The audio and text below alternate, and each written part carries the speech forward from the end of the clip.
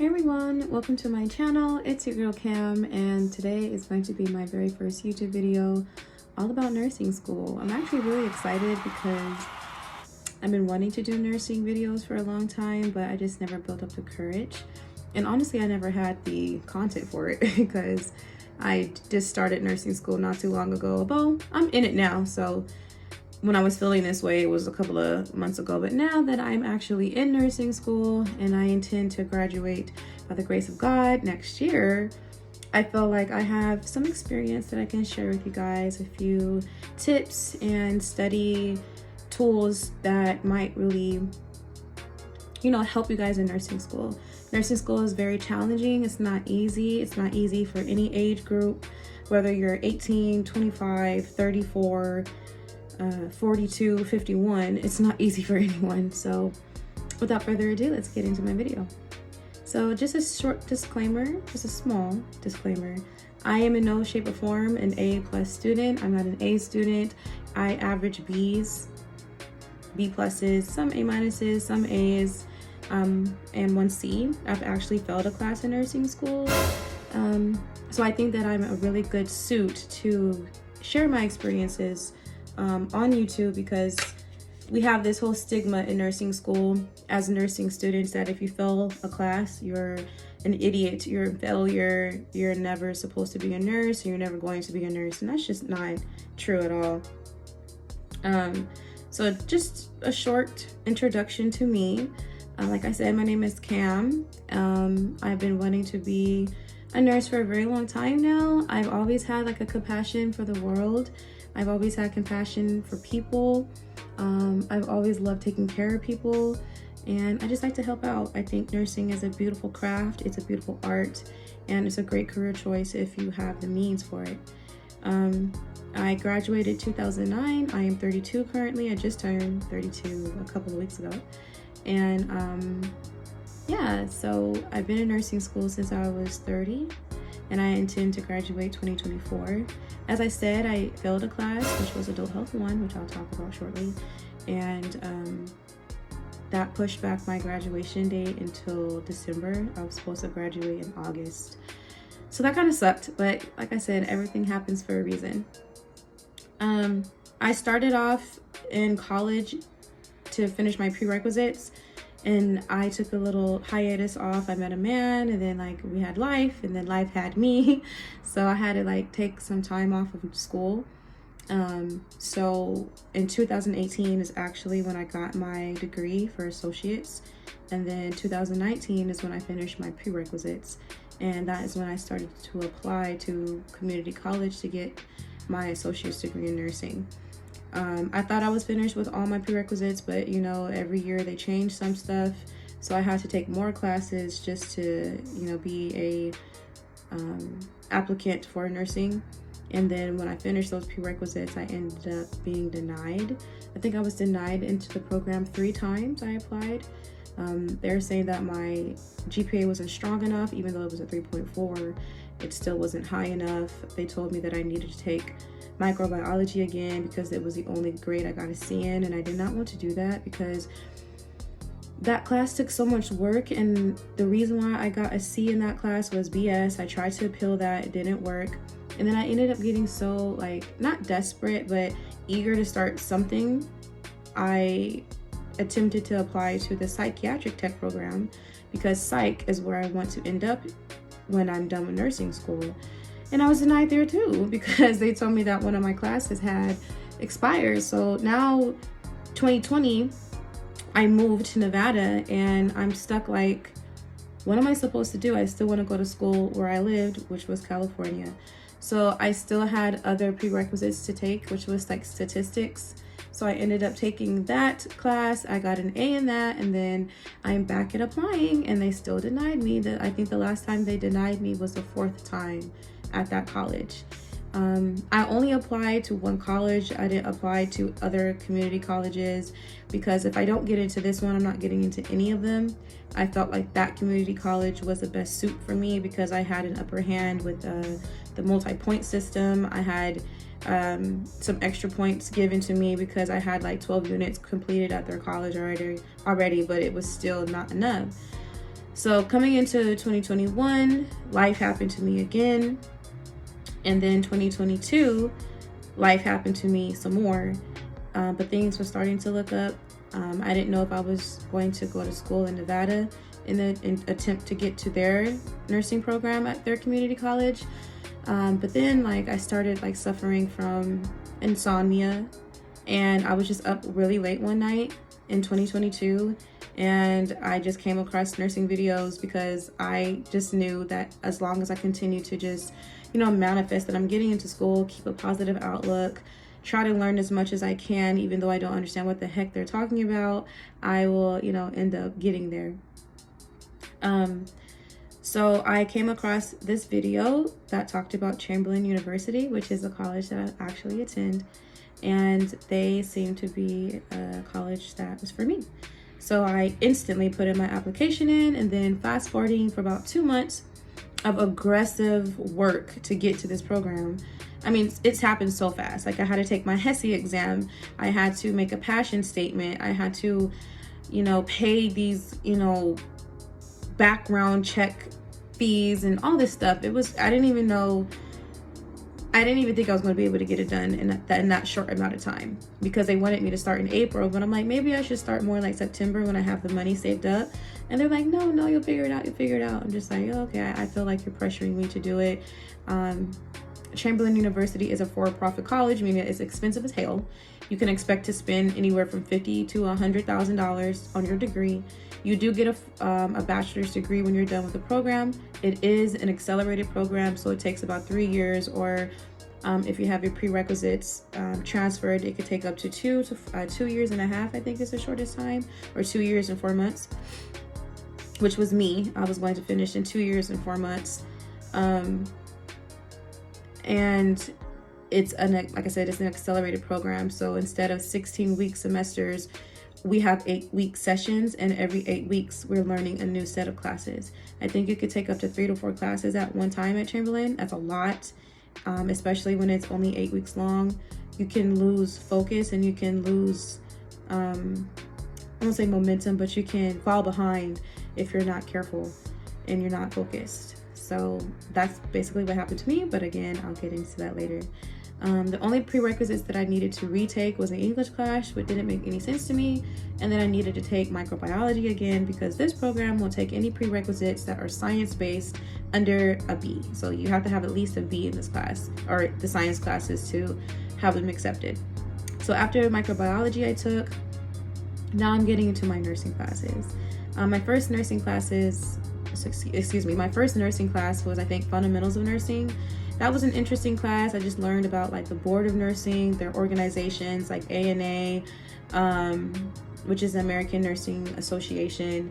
I learned Chamberlain Care, which is our creed for our specific college, about how we should treat our patients and how important it is to be an educated and skilled nurse. Nursing is an art, and I didn't know what that meant until I started utilizing my nursing critical thinking skills and making it into art and making sound judgments.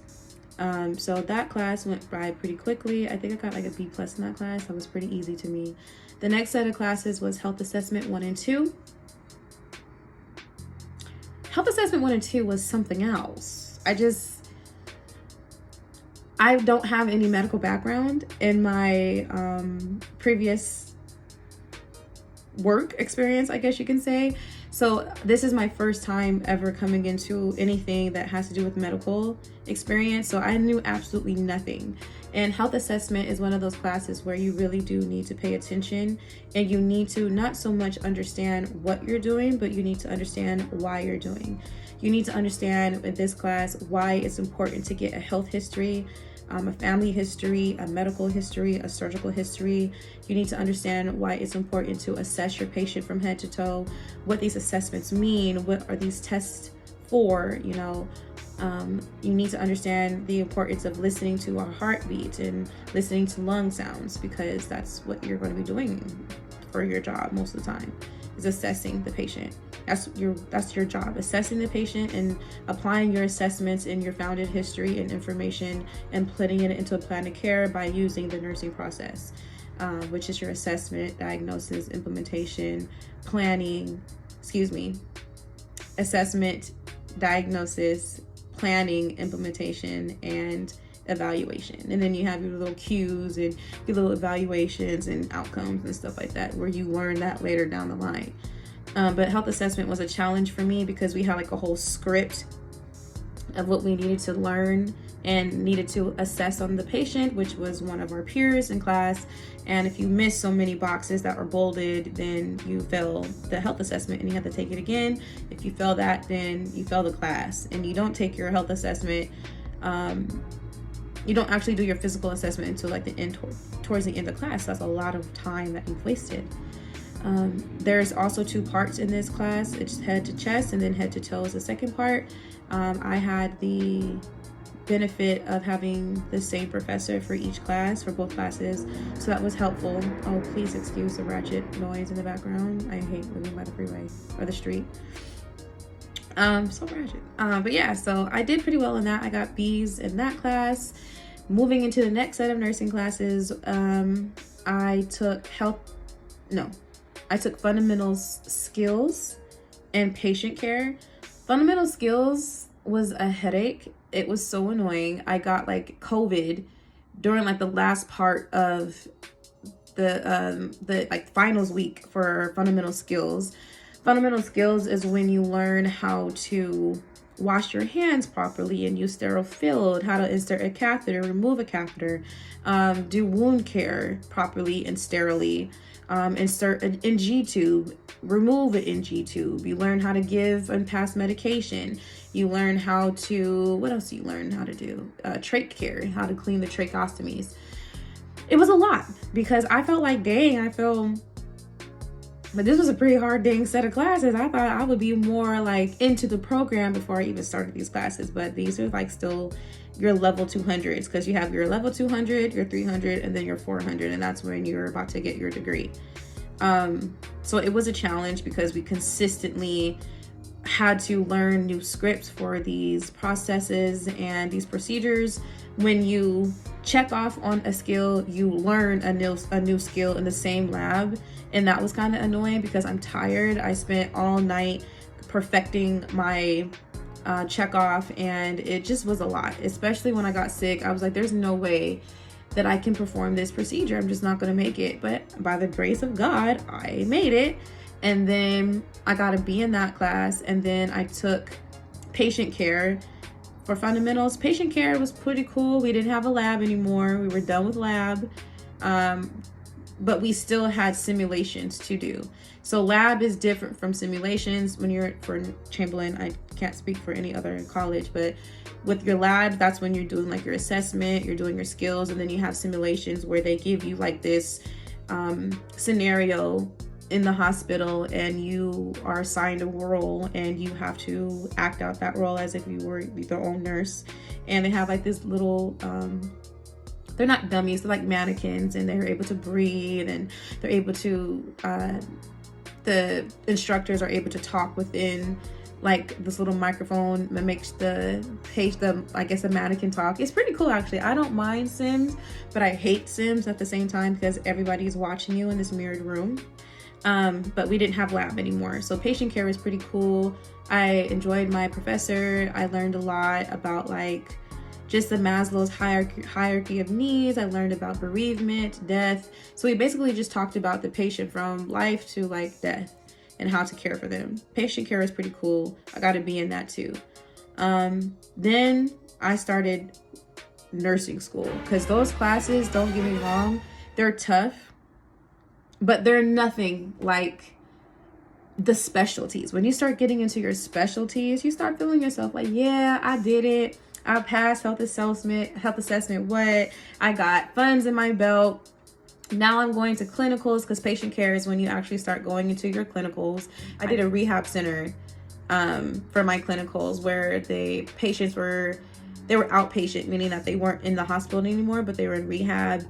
I dealt with like the older population, and these patients were recovering from like head traumas or strokes, or like spine injuries or hip injuries and stuff like that.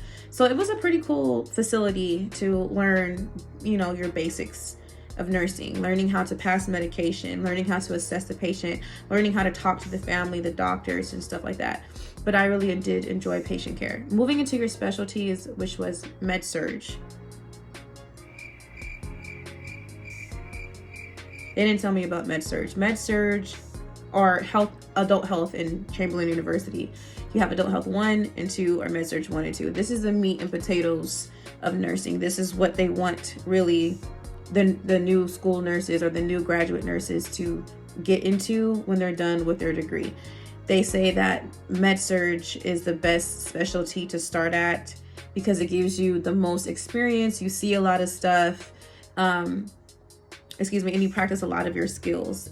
I don't believe in that. I feel like whatever placement you want to go to, whatever specialty you want to go to, just go for it. You know, you might not get the best income or the pay rate, but just get your feet wet. But I personally enjoyed med surg after I failed the class the first time. The professor I had, although he was cool, he was just like, I didn't like the way he taught. It was always like, I know it all and you're wrong.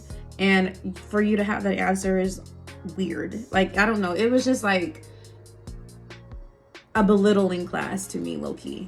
However, I did like the placement at clinicals. I loved the population in med surg because you saw anywhere from young adults from 18, 24 to adults are 62. Med surg is like a step down from like ICU, I guess, and it's either you're too sick to go home or you're not sick enough to go back to ICU. You saw everything as far as UTIs or kidney failure or gunshot wounds, you know, colostomy bags and stuff like that. So med-surg definitely gave you the hi, you're in nursing school, welcome to nursing 101 type vibe. I failed adult health 1 by like a point and a half. No, not even a point and a half, like a half a point, as a matter of fact. I barely failed it, and I was so annoyed because there was nothing that I can do. And I know why I failed. I didn't fail because of my exams, although they were poor. I failed by an assignment that I didn't get full points on. And if I would have just turned it in late, I probably would have gotten more points for that, and I probably would have passed the class. But like I said, everything happens for a reason. I took adult health 1. I passed that with a B after I failed. By the way, for Chamberlain University, although I'll do like a video later down the line about the logistics, about the, you know, pass rate fail for nursing for this specific school, if you get less than a 76% in your core assignments, you fail the class. If you fail your clinical portion, you fail the class. If you fail your lab or your sims, you fail the class. You have to retake it, and you can only take it once. If you fail it twice, you are out of the program, and then you would have to appeal if the college will let you back in. I don't want to know what that means. I don't want to know what that feels like. I don't want to appeal. I did my one failure. I'm not going back. I just can't, because it just takes such a long time to get back into the groove of things. But needless to say, med-surg 1 and 2, it really does set the tone for what type of nurse you're going to be. It shows you how important compassion is. It shows you how important critical thinking is, which is why there's a philosophy class that you have to take. Philosophy really helped me understand what critical thinking was. Med-surg teaches you how to do all your skills from all the times you were learning in skills, patient care, fundamental skills. It basically comes back, and this is when you're actually starting to make your care plan. Within this class, we had to do like these 8 to 10, 14 page packets, which was your care plan for your patient that you chose during your clinicals. And for every clinical, you had to do one of those patient care plans. I was sick to my stomach. I mean, we had so much homework to do, studying, quizzes, our own busy work, and then on top of that, we have to finish all this packets, and then we also have to write like a 1-page reflection about our clinical experience. It was just a lot of work, but we got it done. Then I took adult health 2. Adult health 2 was basically just a carry on from adult health 1. It was more about just learning the different parts of the organ systems. I think we learned musculo, we learned the intestines, the stomach, the gastro, we learned the heart and the lungs, I think. And for adult health 1, I think we only got to like 4 body systems. I'm not sure, I don't remember. But I liked the second part of adult health better because I understood more. And this is, as you guys know, the NCLEX has changed and we're now on the new generation NCLEX. So all this stuff is changing. In adult health 2, all of our software changed. They took ATI away from us and they gave us Elsevier adaptive quizzes, which I hate. I cannot stand Elsevier. I do not agree that that was the best move for this college. ATI was a lot better. Because it made more sense and it was an easier software to work with. We got like new things called like CJ Sims, and they changed our CMS, which is a standardized national exam that we take for every class, and they changed it to the clinical judgment exam. I feel like it's a little bit better because with the CMSs, which it was originally, whatever class you were in previously, you would take in that current class. So if I took pharmacology last session and I'm adult health and I'm in adult health 1 now, I would take the CMS for pharmacology. Now it's whatever class you're in, that's the exam you take for that class. So I'm currently finishing up mental health. I have an exam today that's about mental health, which is a statewide exam. So I kind of like that better. But having to adapt, you know, creating these new portfolios, switching out of the little binders that we used to do when we would like add in our little paperworks and stuff. It's just a lot, and you have to learn quick because this college is accelerated, so you have to stay on your toes. Getting out of adult health 1 and 2, I am now in mental health. It is my favorite so far. As you guys know, I've already said psych is my baby. I definitely want to be in psych. I would not mind taking my career or my nursing degree further and become a nurse practitioner for psych and mental health. But I absolutely loved it. The clinical style was a lot different. You didn't pass meds, you didn't assess. You could like do like blood draws or like vital signs, but you really didn't do anything. You were really there to observe and perform therapeutic communication with the patients. I had the opportunity to work with the kids for every chance I got to work with the kids. And I just felt like the kids are so much more impressionable. Excuse me. I feel like the kids are more impressionable because most of those kids suffer from like major depressive disorder because they were getting bullied in class, or they're getting bullied at home, abused at home. And I felt like their depression was more treatable than dealing with an adult who suffered from schizophrenia for the past 15 years. Although they equally need help and they need therapeutic care, the adults were more like, I know my medications, give me my medications, give me my smoke break, and then I'm out of here. In the facility that I was in, it was voluntary or court ordered. So you typically don't stay there long term. I mean, you can if you're not doing well, but typically I would see people be there no longer than a week. The kids were awesome. There were some kids that were pretty bad, bad behavior. They try to harm themselves on the floor. They try to, be intimate with each other while they were supposed to be in their rooms. So if you're not careful with the kids, they definitely can, act out. But being able to do group therapy with them, work out with them, play games with them, watch TV with them, color with them, do puzzles with them, I just feel like it's a lot more therapeutic than being with the adults, because the kids, like, they'll talk to you. Sometimes the adults are like, oh, I don't trust you, just give my meds. And I feel like the kids, although they are more, they're easier to get to open up, they are very aggressive. And some of these kids are ill-mannered and ill-behaviored, or they just don't have any parents that care or discipline them, so they feel like they can go around hitting you, and that's not okay. So I think it's a little bit more dangerous on the kid side than it is the adults. But I was thankfully not injured on this clinical setting, but the class itself, the didactic, was really fun to learn about all these different disorders, because we always say, oh my God, I have anxiety. In reality, we're just stressed out. And I had to learn how to stop saying that I have anxiety all the time, because people really do suffer from anxiety. And my heart doesn't, beat fast. I don't get sweaty. I don't start having, shortness of breath, and I don't start breaking out into hyperventilation when I'm not able to pass a class or when I'm not able to get the exam grade that I wanted. So people really do suffer from this, and I feel like we kind of treat that term very loose, and we need to tighten it up a little bit. But overall, mental health was a beautiful class. I found my specialty. I have peds or pediatrics, I have maternal health, and I have, I think, critical care to go through. And those would be the ends of my specialty classes. But I know what I want to do. It's psych, baby. I know that it's not going to be an easy road.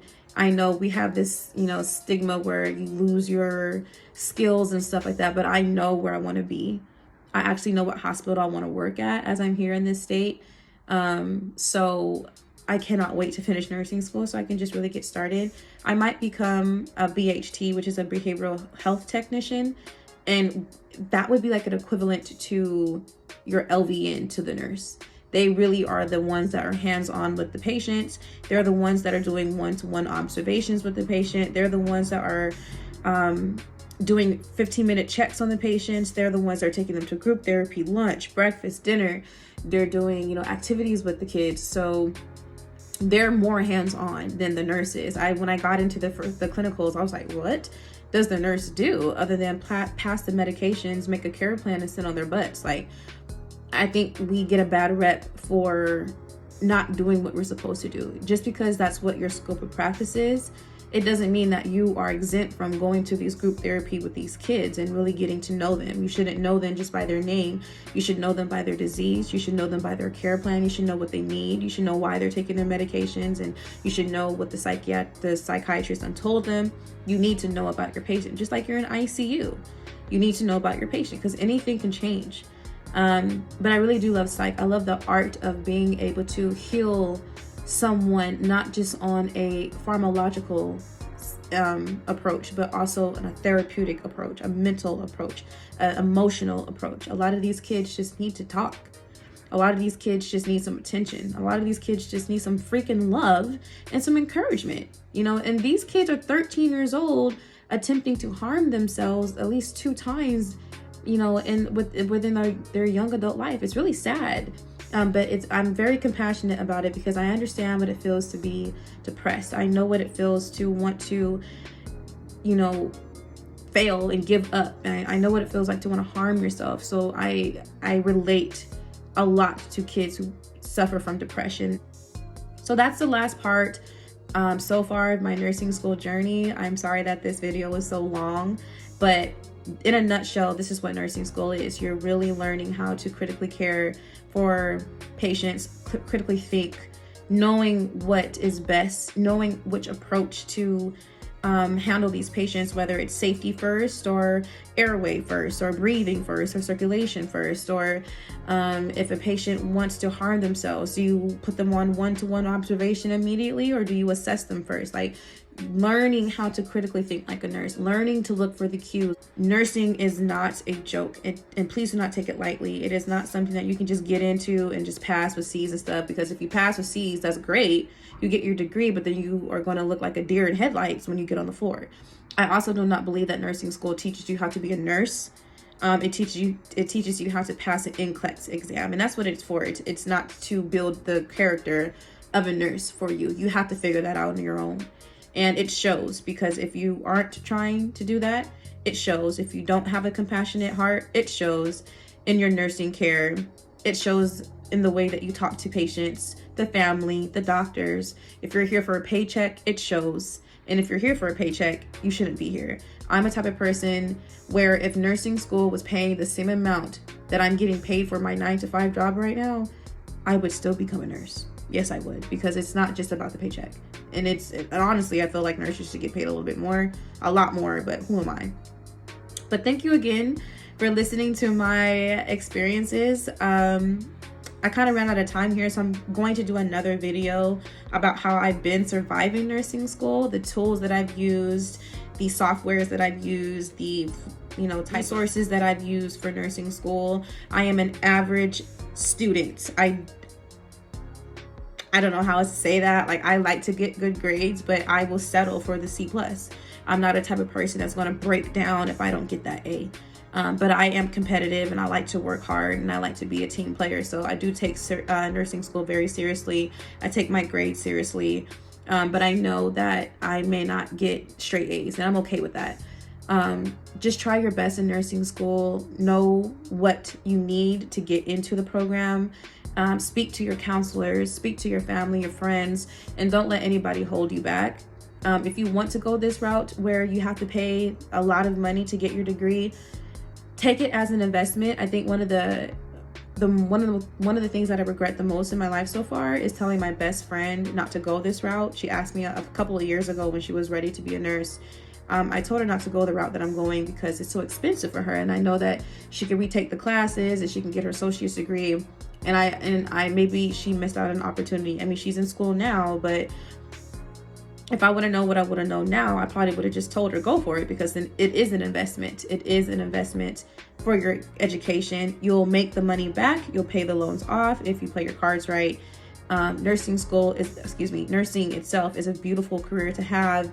I think it's one of the most flexible careers to have, and it's one of the most lucrative careers to have, not just financially, but mentally, and saving lives, taking care of people that you don't even know. I think it's what it's all about. I think this is why we're here. I hope this helped anyone, especially if you're trying to go into nursing school for Chamberlain University. If you have any questions, please leave them in the comment box below, and I'll answer them as quickly as I can. Thank you guys, and I'll see you next time.